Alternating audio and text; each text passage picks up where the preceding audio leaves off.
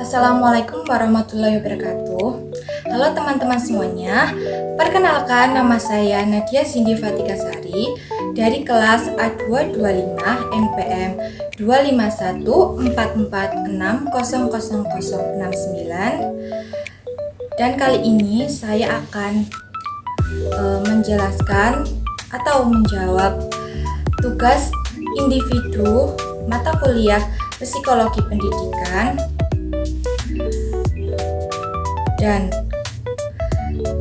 dari video yang sudah saya simak tadi, ada 4 pertanyaan yang akan saya jawab, yaitu yang pertama, siapa saja tokoh dalam film tersebut dan apa saja perannya serta sifatnya.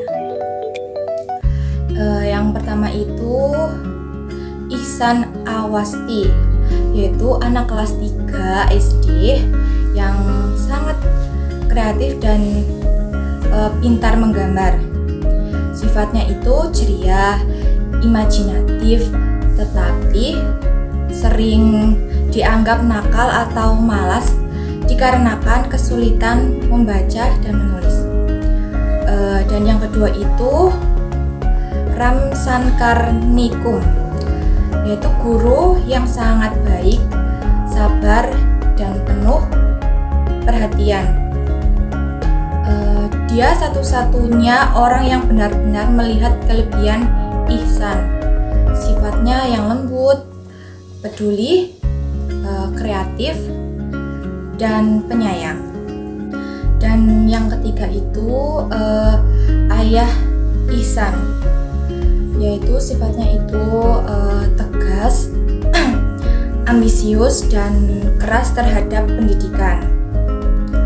Dan yang keempat itu ibu Ihsan, yaitu dia tuh sangat sayang pada Ihsan dan sering bingung menghadapi Ihsan, tetapi selalu mencoba membantunya. Dia itu sifatnya itu lembut dan perhatian. Dan yang terakhir itu kakak Ihsan, yaitu Yohan. Dia itu pintar, rajin, dan selalu dapat nilai bagus. Sifatnya serius dan menjadi anak kebanggaan oleh ayahnya. Tetapi kadang dia tuh tidak sadar bahwa adiknya itu selalu sedang kesulitan. Dan pertanyaan yang kedua adalah, tokoh siapa yang paling kamu kagumi dalam film tersebut dan jelaskan alasan kenapa mengaguminya. Tokoh yang paling saya kagumi adalah guru Nikum, karena dia itu melihat kelebihannya Ihsan ketika semua orang fokus ke kekurangannya. Sabar banget, dia tuh sangat sabar menghadapi sikap dan kondisi Ihsan. Tidak hanya mengajar, tetapi juga menghidupkan semangat Ihsan. Dan pertanyaan yang ketiga yaitu adalah konsep psikologi pendidikan apa saja yang Anda dapatkan dalam film tersebut dan jelaskan konsep-konsep tersebut. Yang pertama itu kesulitan belajar atau disleksia. Ihsan punya kesulitan membaca dan menulis, tetapi itu bukan karena dia malas, tapi karena Ihsan itu memang otaknya bekerjanya itu berbeda.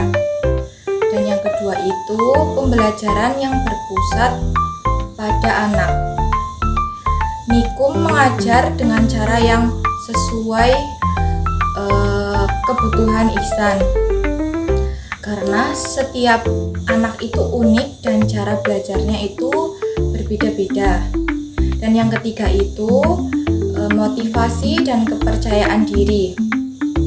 Ihsan yang awalnya kehilangan percaya diri, tetapi setelah diberi dukungan, dia itu dengan perlahan-lahan bangkit menjadi tidak malas dan menjadi pintar. Dan yang keempat itu pengaruh lingkungan terhadap perkembangan anak, yaitu cara orang tua, guru, dan teman memperlakukan Ihsan sangat memengaruhi emosi dan perilakunya. Dan yang kelima, yang terakhir itu pentingnya hubungan guru maupun murid, yaitu ketika guru memahami muridnya, proses belajarnya itu menjadi lebih mudah dan menyenangkan. Dan pertanyaan yang terakhir yaitu pertanyaan yang keempat, jelaskan pelajaran apa saja yang bisa diambil dari film tersebut, khususnya Anda sebagai seorang calon guru SD. Yang pertama itu, setiap anak itu berbeda, jadi jangan samakan kemampuan semua murid. Dan yang kedua itu, jangan cepat menilai anak dengan sikap yang nakal, malas, atau bodoh. Bisa jadi mereka itu punya kesulitan yang belum terdeteksi. Dan yang ketiga itu, bangun hubungan yang hangat dengan murid. Dengan hubungan baik, murid lebih berani bertanya, terbuka, dan mau berusaha. Dan keempat, jadilah guru yang sabar dan empati, yaitu cara bicara guru itu sangat mempengaruhi hati anak. Dan yang kelima, yang terakhir adalah gunakan cara belajar yang kreatif. Tidak semua anak suka cara belajar yang sama, maka gunakanlah gambar, lagu, permainan, atau aktivitas lain agar anak itu belajarnya itu menjadi tidak bosan. Oke teman-teman, terima kasih ya. Itu penjelasan dari tugas mata kuliah psikologi pendidikan. Sekian, saya tutup. Wassalamualaikum warahmatullahi wabarakatuh. Dadah teman-teman.